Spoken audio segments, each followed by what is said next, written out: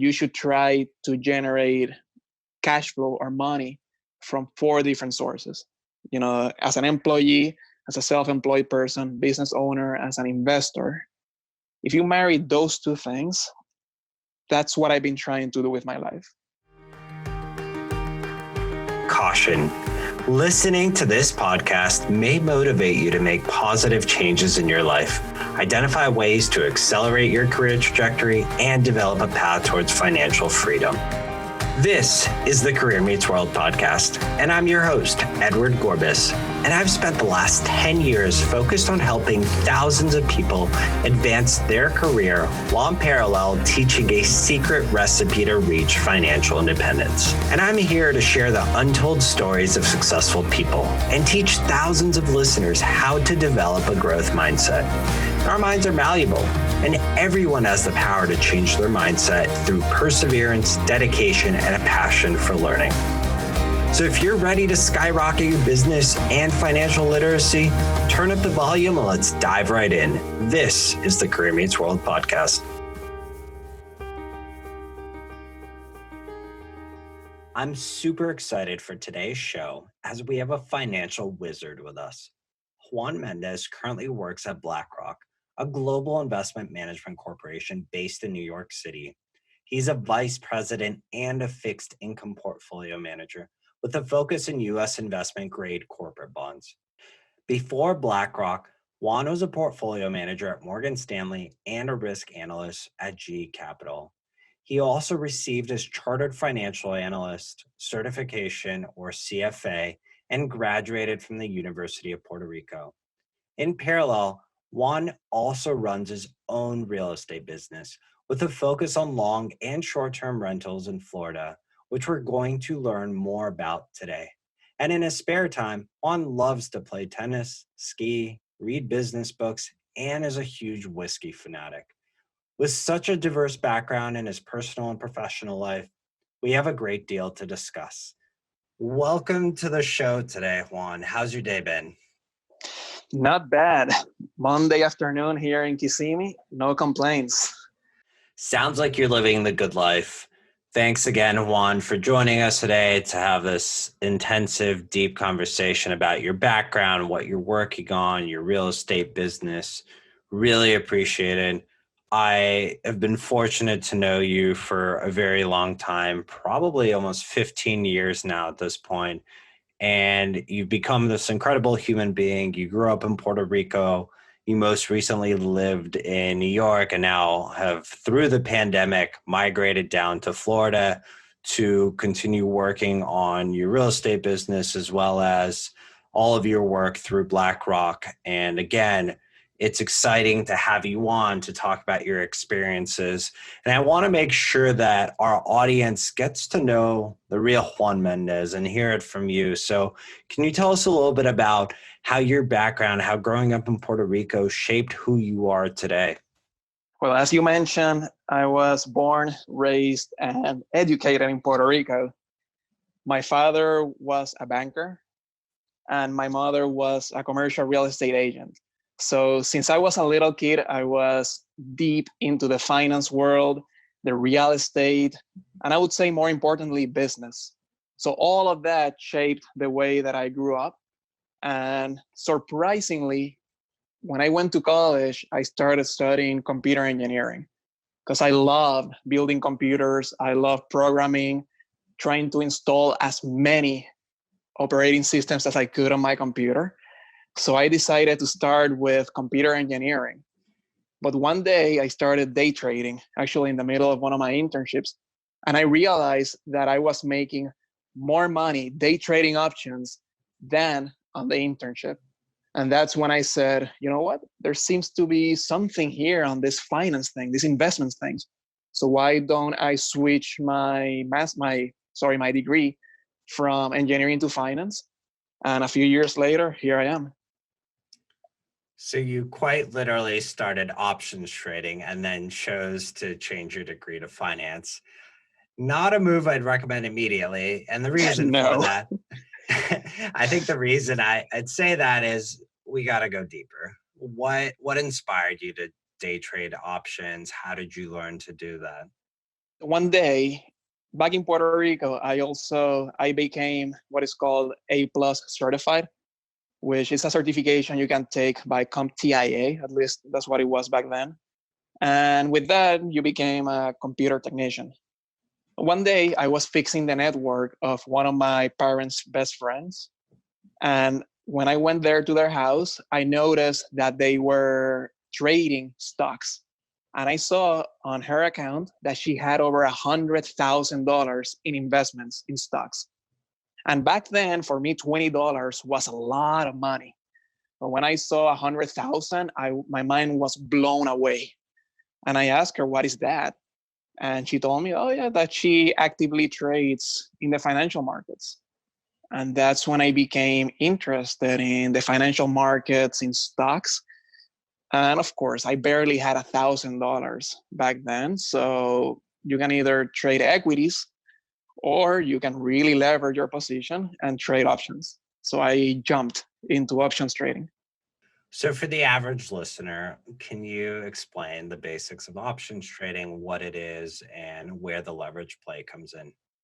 So when you buy equity in stocks in a company, you're buying, one, two, three, 100 stocks.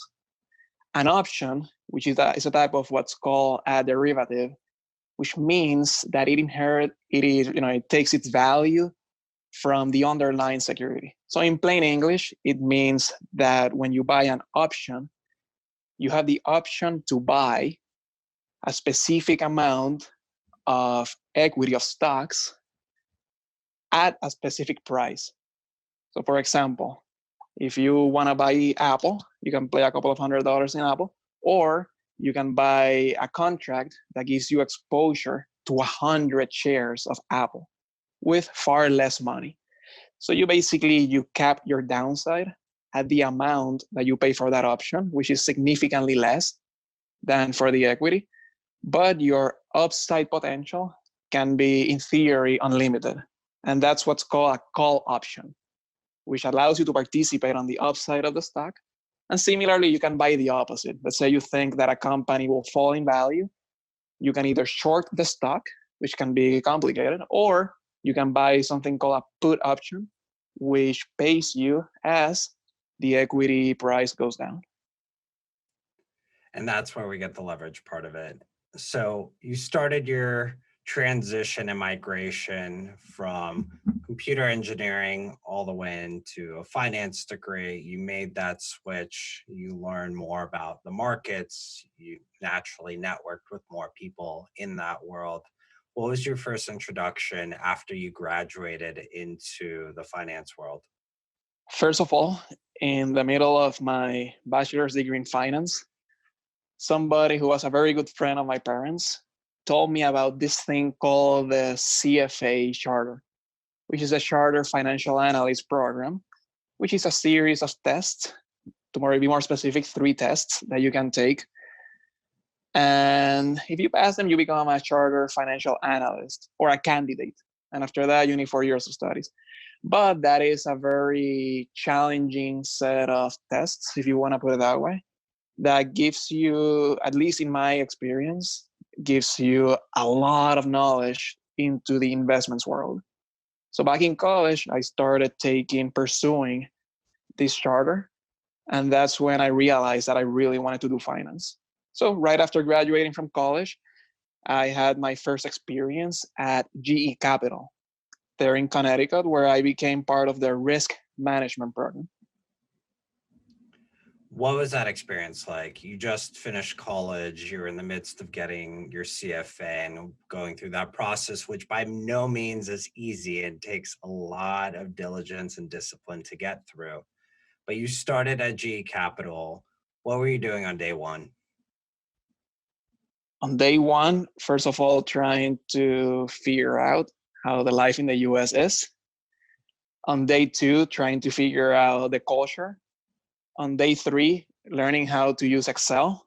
You have to realize I went from Puerto Rico, from speaking Spanish 24/7, to the US, where I had barely practiced my English before that. And then I went into corporate America, where I had almost no experience because all my internships were with the federal government. and it was nerve-wracking. I had no attention to detail. I barely knew how to use Excel. Honestly, I was a train wreck at the beginning. But luckily, I love challenges, and I used that opportunity to learn as fast as I could from people who were amazing using Excel, PowerPoint, Word, etc. And it ended up being a very productive and a very positive experience. Coming from Puerto Rico, which sure, it's a US territory, but the native language still is Spanish, and how you learn, how you operate, how you think is completely different from traditional corporate America, as you described. What do you think was the positive in coming from a different language, a different mindset? What did you take away from your culture? Somebody once told me that sometimes the most interesting thing of a person is their accent. So just the fact that I am from Puerto Rico is a great icebreaker. When you're meeting people, the first thing they will ask me is, "Where's that accent? Where's that accent from?" And then I will tell them, "Oh, from Puerto Rico." "Oh, that's amazing. I love Puerto Rico. I've been there on vacation." So that just breaks the ice so easily. So I would say that's actually an advantage, or at least it has been for me so far. As you know, Juan, I love Puerto Rico. It's a beautiful place. I agree with you that accents are incredible icebreakers. It just is a great place to start and talk about the individual, talk about culture, talk about common experiences. So I love that you leverage that, and it's become part of your identity.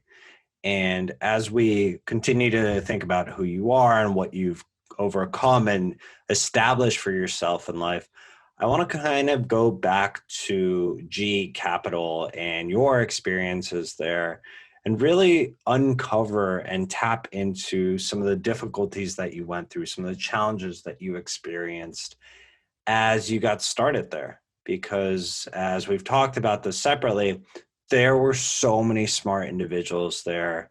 You had also mentioned that your attention to detail wasn't always there, and being surrounded in this environment naturally can be challenging. So, what did you go through? What did you experience? And what was that like for you personally? I would say exactly that. I was surrounded in NG Capital by so many smart people. To be honest, I sometimes like to have the fantasy that I'm a smart person. But the reality is, when I see the people that I work with, I realize that people here are so smart. And the only thing that I think that has set me apart is that I like to work hard. And I love working. I love the finance, the investment world. And when you put your heart on it, good things happen. So back then, as you mentioned, I had to learn to have attention to detail. I had to learn to master Excel, and after that, programming. At the same time, all the learning that I was acquiring through the CFA charter program helped me set myself apart. And I would say it's a combination of working with very smart people, just trying to absorb all that knowledge and working very, very hard that allowed me to grow in the industry. There's two phrases that come to mind, and they're perfect for what you just described. One is when talent fails to work hard, hard work beats talent, and you're certainly a reflection of that. The second one, which parlays into the next topic, is really your reflection of the five people you spend the most amount of time with. Yeah. And you clearly chose to surround yourself with incredibly smart people. And as our listeners think about, how do I become successful? How do I open myself up to new opportunities? You afforded yourself the opportunity to work at G Capital through all of your own hard work, right? So as people are entering or thinking about transitioning into a new role, especially in today's climate, what would be some of your recommendations to who do you surround yourself with? To what should I learn? How should I be approaching this time? For somebody who's starting in the industry, I would say always say yes to whatever somebody asks you, because you don't have the luxury of saying no. You'll be surprised at the opportunities that can open up when you say yes to some mundane tasks. At the same time that you're saying yes to everything that comes your way, you should be proactively seeking those opportunities that sound like amazing opportunities. Like you should be proactively seeking to do work for very senior people. You should be trying to participate or at least attend senior level meetings. So it's a combination of those two things. Proactively seek the very good jobs inside your role, and at the same time say yes to all the opportunities that come by. For somebody entering the finance world, you're mentioning it's important to seek out opportunities. It's important to network with senior people, but sometimes that's intimidating.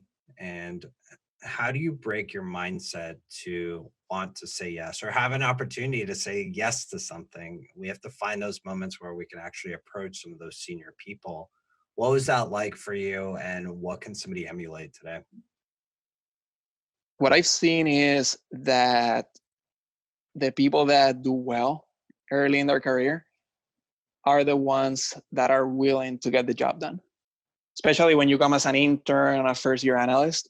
In finance, what senior people are looking is for hard working people that get results done. What people seek in a junior person is, first of all, that they are willing to put in the time, that they get their job done in time, and that it's perfect. If you can get the job done in time and they can see that you're working hard, learning, and you're being proactive, I think that's all you have to do early in your career. Opportunities will just start coming in naturally once people start to get to know you and they know your brand. Exactly. Sometimes we're like that duck sitting atop a lake, looking cool, calm, and collected. But underneath, we're paddling fast as hell to stay afloat. But nobody notices that part, and nobody understands what that difficulty is to continuously develop that work ethic and make sure we're persistent and growing. And that's what I think about when I look at your career and how you were able to accomplish so much. You had laid the foundation at GE Capital, and from there, you were actually sought out by an extremely reputable company, Blackrock. They asked you to come and join their organization.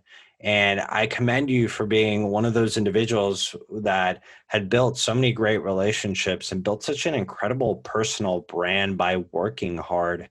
So I'm curious if you can uncover, what does it feel like to have such a great company like BlackRock come and seek you out?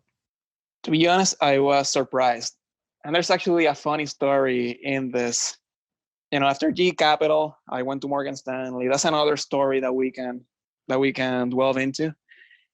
But when I was actively looking for a new opportunity, because back when I was at Morgan Stanley, they sold the division that I was working in. That's actually another story, as I mentioned. I didn't know anything about fixed income. And just to give the listeners some background, currently I work as a fixed income portfolio manager. But back at Morgan Stanley, I was working as a portfolio manager, focused mostly on ETFs and equities. So my experience with fixed income was close to zero. So when I was interviewing, I remember they were asking me about what did I know about the Federal Reserve, what did I know about how fixed income, government bonds, corporate bonds worked. And my knowledge was actually quite minimal. But something that I did know is I was very good with systems, with technology, with programming. And I told them I'm also an extremely fast learner. So they would ask me about those questions, and I would tell them, to be honest, I don't know in detail. I would love to learn more about it. And I think they liked that. The chemistry with the team was, very, very good. And that's actually one of the main reasons why I joined BlackRock, because I got along extremely well with the team. And I love the culture, the company. And since then, it has been a great decision. That's great and fortuitous as well. You mentioned something that's very important and sometimes a little bit mystic to many people who are interested in the finance world, is culture. And culture varies a lot throughout the finance industry.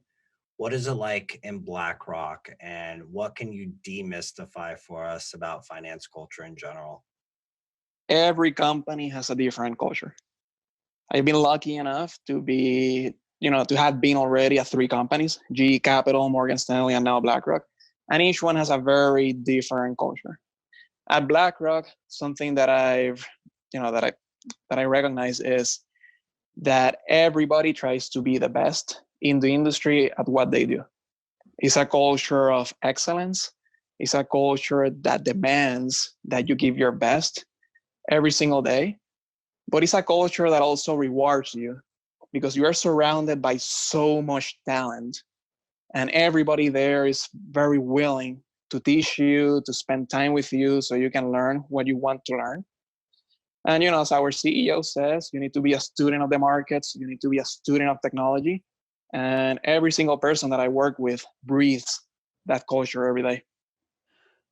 That's such a beautiful reminder that we can all be a student for life, and we need to be a student of the markets as we continue to think about how we want to invest and how we want to reach our own destination of financial freedom or independence.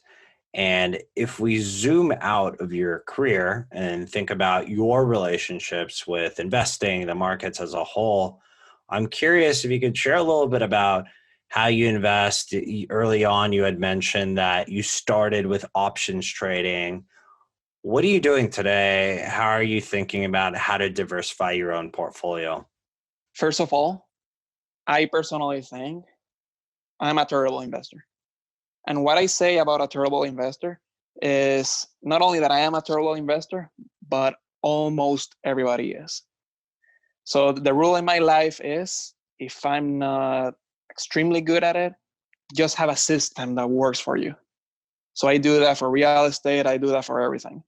So my system for managing my personal finances is what I call, or what is called, a core satellite approach. A core in investment is just a market seeking strategy. In my case, I use a robo advisor, which basically is a system, a company that automatically puts your money to work based on your return objectives and your risk tolerance. They have models, very well developed, very well researched models that seek to generate market-like returns. So in my case, what I do, and we can go deep into this, is from every salary that I receive, I put X percentage of my money into that core portfolio automatically. So I get paid twice a month, and that money goes automatically to my core portfolio. And that generates market-like returns. Then on the other hand, I have the satellites, which are opportunities that I find in the market to generate additional return. That could be, for example, buying Amazon stock or Apple, Tesla, whatever you want to buy. Similarly to the equity investments in my satellite, I also invest in real estate.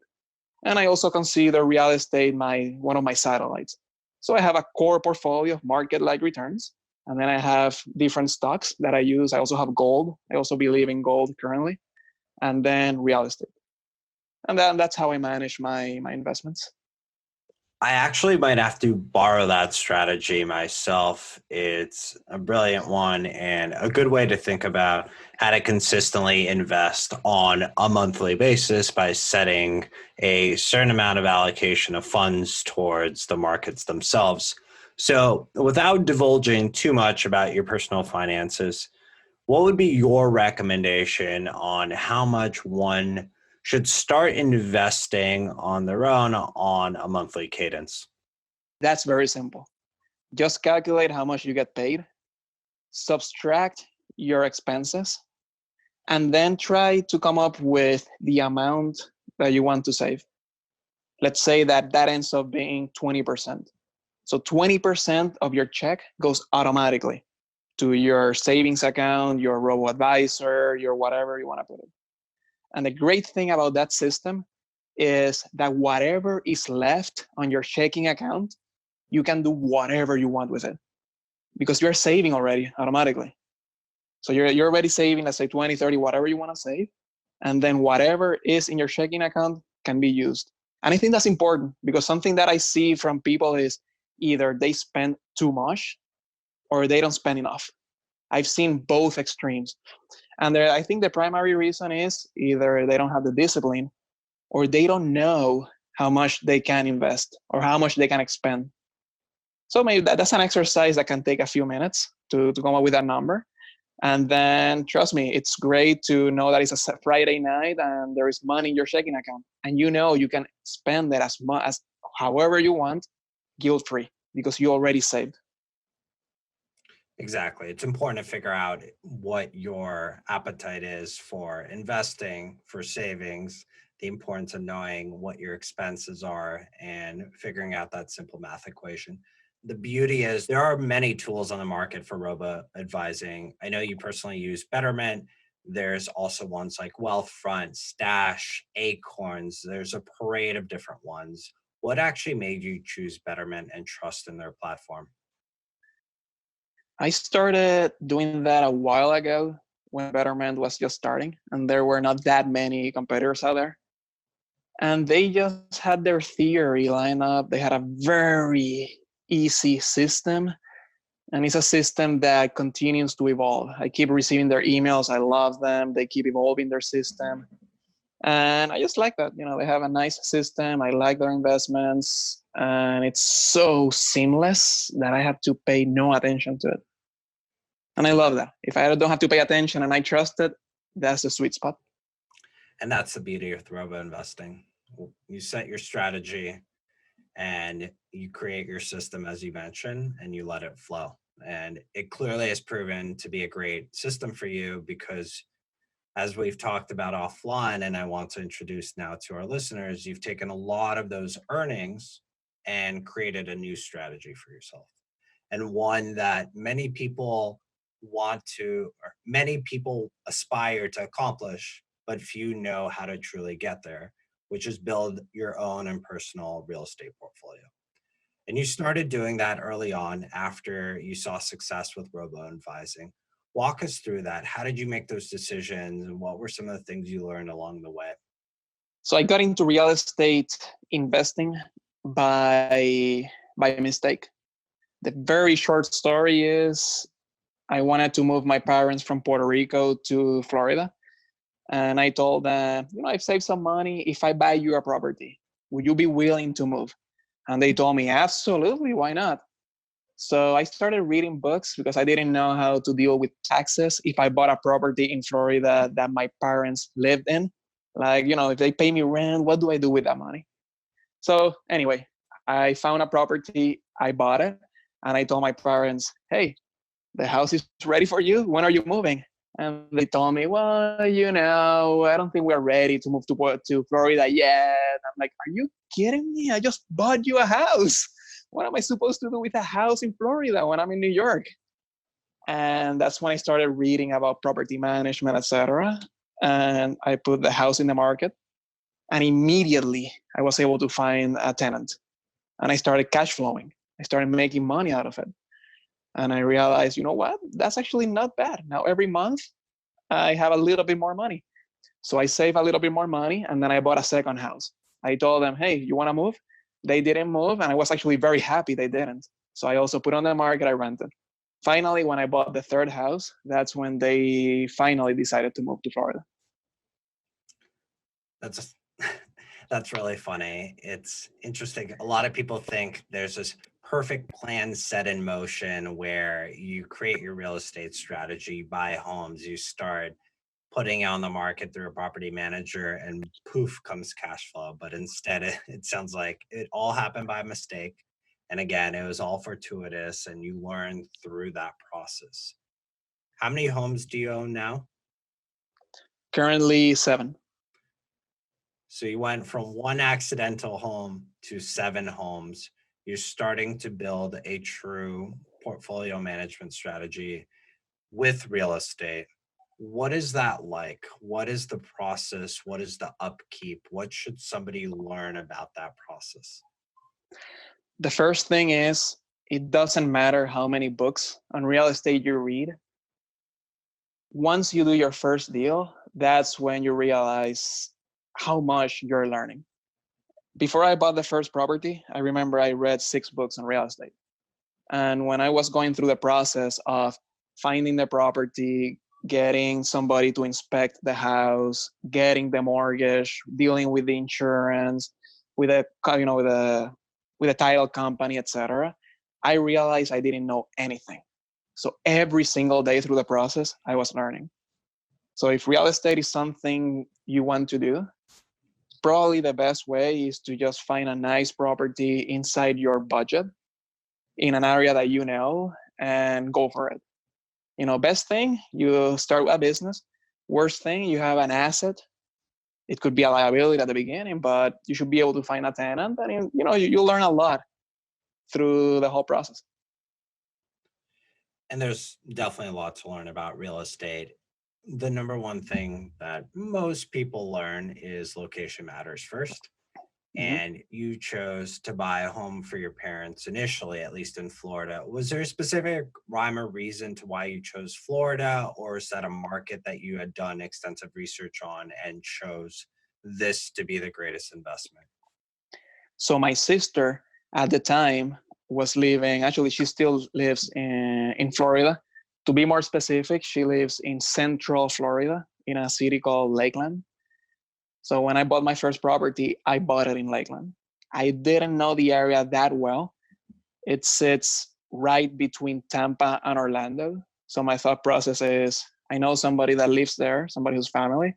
It's in the middle of 2 great cities. So what can go wrong? And yeah, so far the property there has done very well. You made the decisions to buy homes in Florida. You've bought 7 of them now, and you've learned a tremendous amount. There's a lot to be said about learning on the job through practical learning. What are the key insights that you can take away from your experiences over the last few years owning real estate down in Florida? I see it as my MBA. I have a bachelor's degree. I got the CFA charter, but I never pursued a master's or an MBA degree because instead of spending, let's say, $100,000-$200,000 pursuing that degree, I find personally more value into using that money to either build businesses or try new things that can be rewarding, either from a money standpoint or from a learning standpoint. And in that sense, building, my real estate business is my own MBA program. You started early on thinking you wanted to enter into computer engineering. You quickly learn through simple options trading that it's time for you to twist your career and move into the finance world. You've done an incredible job growing through Blackrock. You're now a VP there. You've built a successful real estate business down in Florida. How do you balance your time? It seems like a lot to take on, but I find it incredibly inspiring that you're able to manage both. What's the secret sauce to your success? You may have noticed that if you've ever read a book by Tim Ferriss, he's a very famous author of the 4-Hour Work Week, Tools of Titans, Tribes of Mentor, everything that guy has written, I find it amazing. And one point that he makes is that of building systems and having systems work for you. At the same time, if you marry his thought process with Robert Kiyosaki, which is another very famous author of Rich Dad, Poor Dad, who makes the argument in one of his books called The 4 Quadrants, which the 10-second summary is that you should try to generate cash flow or money from 4 different sources. As an employee, as a self-employed person, business owner, as an investor. If you marry those 2 things, that's what I've been trying to do with my life. To answer your question, I build systems to work for me. In the real estate business, I'm completely paperless. Everything's automatic. I just use different systems. I keep track of every single question I get asked on my short-term rentals. And I already have a response for everything. So it's just either copy and paste, or there's something that already provides that answer. So you'll be surprised that I actually barely spend any time on my real estate business. And then for my day job at Blackrock, it's the same thing. I've learned to program in Python, VBA, etc., which is something that I will highly recommend somebody in finance. And then I just try to automate as much as possible from my day job. So what I realized is that I actually have a lot of free time during the day, during the weekend, and everything. Thanks to just building those systems, automating, and having, your projects work for you. That's powerful. You've automated a lot of your life and you've taken the time to learn how to do that as well and created these useful systems that help you manage your business, help you manage your professional career as well. Do you ever find it tiring? What's kind of the most daunting part of doing all that? Probably the trial and error. When especially, a great example is in the short-term business. I do, I have 2 houses that I use for Airbnb. And when you get asked a new question or when something happens that is not in the system or you haven't programmed it, then it becomes a trial and error. Because the mentality should always be, if X happened, Y is the response. And the response has to work. And if it doesn't work, that means there's something broken in your system and you have to fix it. That's probably the most daunting, but also the most exciting part of it. So for many of our listeners who are in their 20s, 30s, 40s, all are welcome, but the majority of our listeners are early in their career and they're just starting to build some of these systems. You've taken the time to learn. There's a lot of trial and error throughout your life. What would be some of your recommendations to people just starting out early on and thinking through what are the systems I should build for myself? First of all, we are already in the 21st century. There are computers, there are systems for everything. So whatever you're trying to do, there's a really good chance that somebody already did it. Similarly, if you create something, there's a really good chance that somebody already did it and way better than you. So sometimes as simple as, how can I automate my Airbnb business? How can I automate my lead generation for my long-term rentals? Or how can I automate X? Google already has everything. Somebody has built something for everything. So sometimes you just have to be willing to maybe spend a few dollars a month using a system that already exists. Or you can take the time to build that for you. I really like that you decided to simplify your life by implementing systems that made things easier for you on a day-to-day and automated a lot of those things that you might not want to do, but you realize it's an important thing to invest in and that you were able to make things easier for yourself. So I commend you for doing that. The other thing I do want to ask you is that obviously there are so many people that continuously help us grow and evolve, and we learn so much from individuals. And like many of us, we have different people that we confide in, that we go to learn and understand the world. And for you, I know you've had a lot of different mentors support you. So I'm curious if you could tell us a little bit about who they are and how they've been able to help you. As you mentioned early on, and I totally believe with you what you said, that you are the average of the 5 people you spend more time with. I would say that I've been fortunate enough that I've had mentors not only in the finance business, not only in the programming aspect, also mentors in public speaking classes that I've taken, which I think are super important. Even I've had mentors for dating, just to learn how to date, etc. I also have a fantastic mentor who's probably one of my best friends, my best friend. So I've just had different mentors for different aspects in my life. And because they're so good at what they do, I just try to listen. As I heard once, you have 2 ears, 1 mouth, use it in that proportion. And that's exactly what I've done with, all these mentors that I've been able to meet in my life.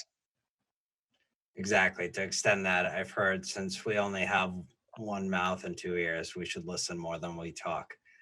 And it sounds like you've done an incredible job throughout your life learning from other people. And learning is the one tool that we have in our life that can't be taken away from us. We actively can choose what we learn, how we learn. What are you doing today to learn? What books are you reading? How do you ingest new information? So currently, and you'll be surprised that now I'm actually reading this book. I'm reading the E-Myth Revisited. I don't know if you read that book. What is the E-Myth Revisit? It's called The Entrepreneurial Myth, and it's this book that shows you how to create a small business. And actually, a lot of the things that we've discussed here, things that I learned throughout my life, this book already had all that information. I could have probably saved so much time if I had read this book many years ago, because the book has been out there for a while. But the book talks about what's the difference between having your own business and having a job.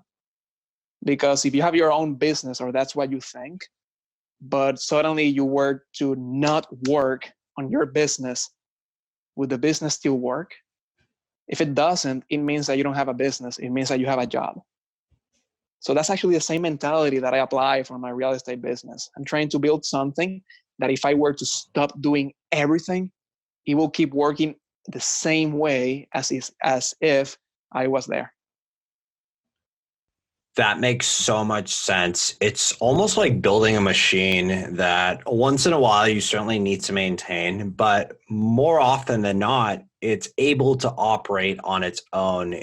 All the kind of parts are greased, the engine is lubricated, things are working well, and you've been able to do that successfully. Obviously, it's not easy and it takes time, but you still have this consistent curiosity and this thirst for learning.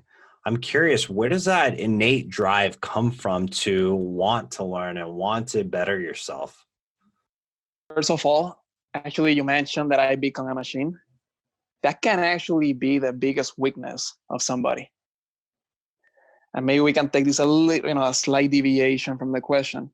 Something that I find, probably one of the biggest mistakes that I've done and one of the biggest lessons is that regardless the fact that we live in a world that is so automated, there are so many systems, computers, etc.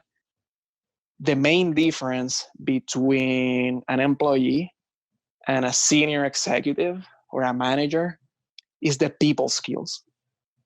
The difference between a base pay and that massive multi-million-dollar bonus package, etc. It's sometimes that ability to lead, that ability to communicate with people.